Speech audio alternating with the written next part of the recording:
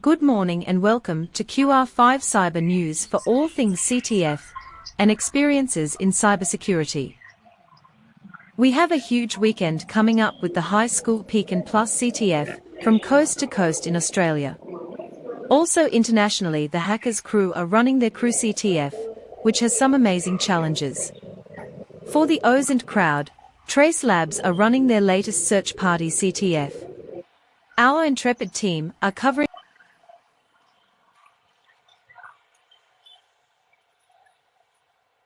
Well, thanks, Naomi. Yeah, well, that's the weekend that was. We might have to retire that intro now because the weekend is over and it's another work week. So here we are. We're at the beautiful Yarra River in Melbourne here today, as but a different spot to our usual thing. So, wow, what a weekend we have had! It's been absolutely incredible. So we've had.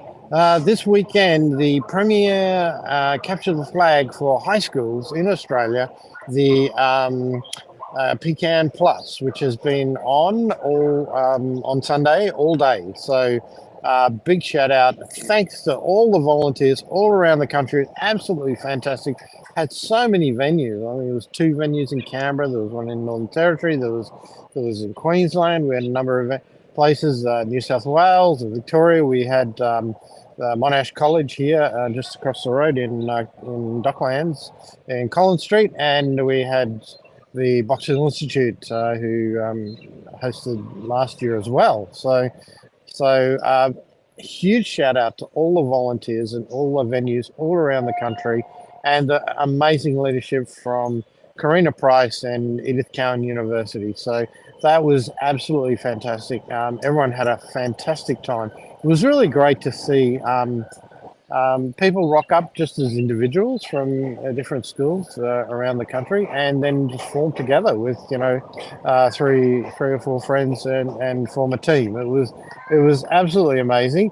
So people, there was a few shy people there who didn't know anyone, and they just got together, formed their own team, and that was great. And there were a couple of good teams.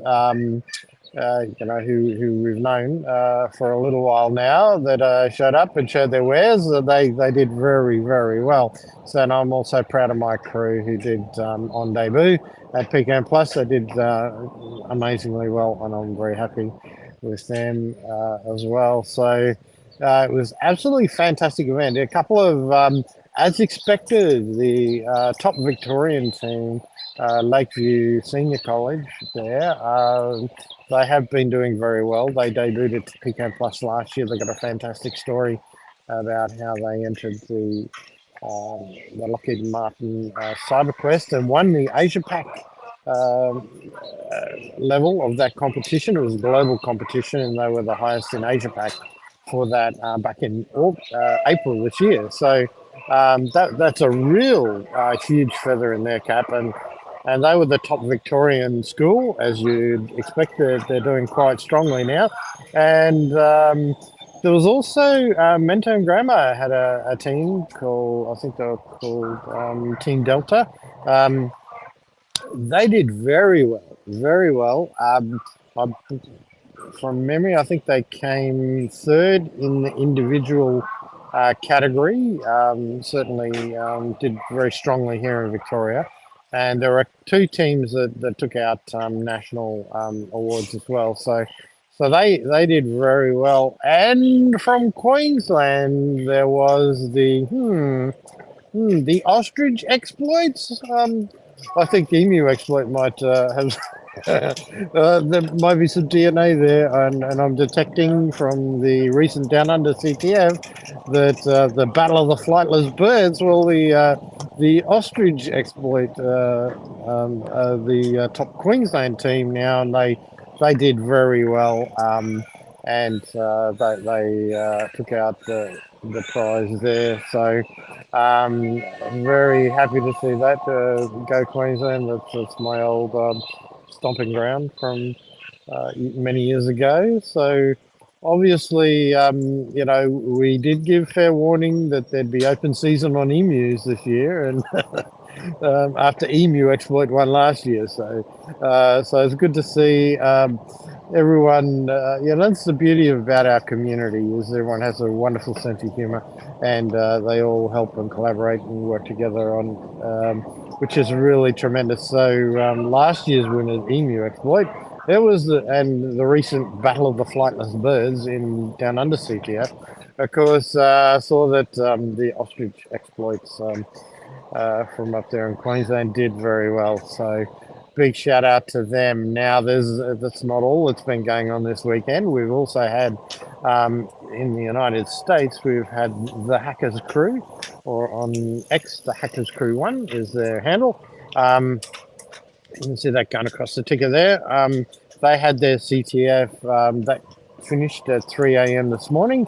Not that I was up for that, but I did notice that IDEK has taken that out. They're a very high-performing team at the moment, doing very well in all the global CTFs. So congratulations to them, and congratulations to the Hackers Crew, because they do a great job promoting Capture the Flag. And there's an open invitation to have a chat to any of the team who we'd love to do an interview with. So we're going to be working on that. So anyway, the other interesting thing is the Trace Labs had, of course, their latest search party, which is open source intelligence capture the flag. We'll actually look for people who actually are missing. So that is a really unique tradecraft in itself. And in open source intelligence, looking for, there are many tens of thousands of missing people around the world. Some of those, unfortunately at times may be even involved in human trafficking and stuff like that. So the whole process of a missing persons capture the flag is to bring OSINT skills, open source intelligence skills, to help law enforcement officials extend the timeline and gather new information about their current whereabouts. So that is a fantastic thing. You might have detected I'm following that pretty closely because they have a great suite of tools that we're looking at the moment, because in September we have a missing persons CTF here in Australia, which we've had them before, but this one post-COVID now is really starting to get new legs and a lot of interest across the corporate sector. So things like PK Plus is for the high school level, obviously, but if you're a corporate and you have an interest in capture the flag, this could be something for you. It's called OSINT for Good kind of approach. And this particular missing persons hackathon is going to be held nationally around Australia on Friday the 13th of September, and applications are open and filling fast, so make sure you get involved if you're interested in that.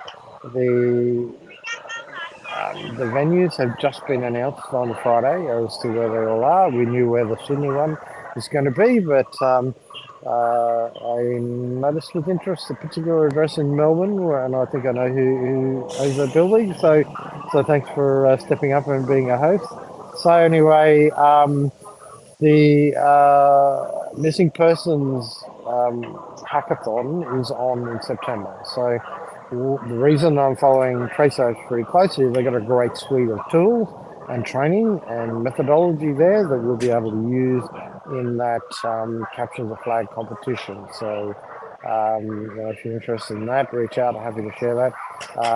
And we'll be talking this week, tomorrow, actually, about that with an organisation here in Melbourne.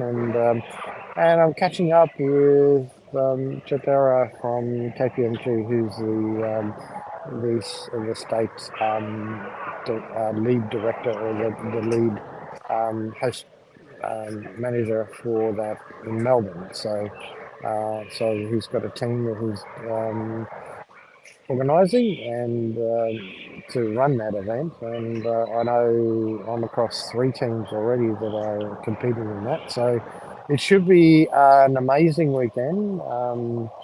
hacking for good, as I say. In open source intelligence, you also have to practice of ethical hacking, and the three things that we talk about in ethical hacking are, always doing it with the express permission, always doing it within a range or a zone or of where the intelligence is required to be gathered from, and also the third thing is within a defined test window. And the unique thing about a, missing persons is that once the event is over, the data collected gets handed over to the law enforcement and the processing. And so you can pour your heart and soul into it for a day, but you stop at the end of the, and that's the test window that we talk about in the ethics of cybersecurity, those three fundamentals. So, which is really, really great. But it's also underpinned by, another layer in open source where you really need to have the moral compass that sits under that as well, and make sure that you're doing it for good, and that you're helping the appropriate authorities extend the evidence briefs that they have, and that we don't get involved beyond that in any way, shape, or form. So that's a little bit about the missing persons one. So that's coming up in September, and it's going to be great. So that's a little bit of roundup. It's been an absolutely huge weekend. Congratulations to all the students around Australia who competed in PCAM Plus. We had, I think, 400 more students, 95 teams. It was just absolutely brilliant. And a big shout out to Edith Cowan University and Karina for a great weekend again. And thanks everyone. We'll be signing up. I've got people to meet and things to do. So I will be signing off now.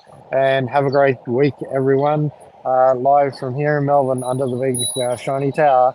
That this is the one that Naomi sits under every week. So yeah, I host Naomi. Thank you. And that's over now for me.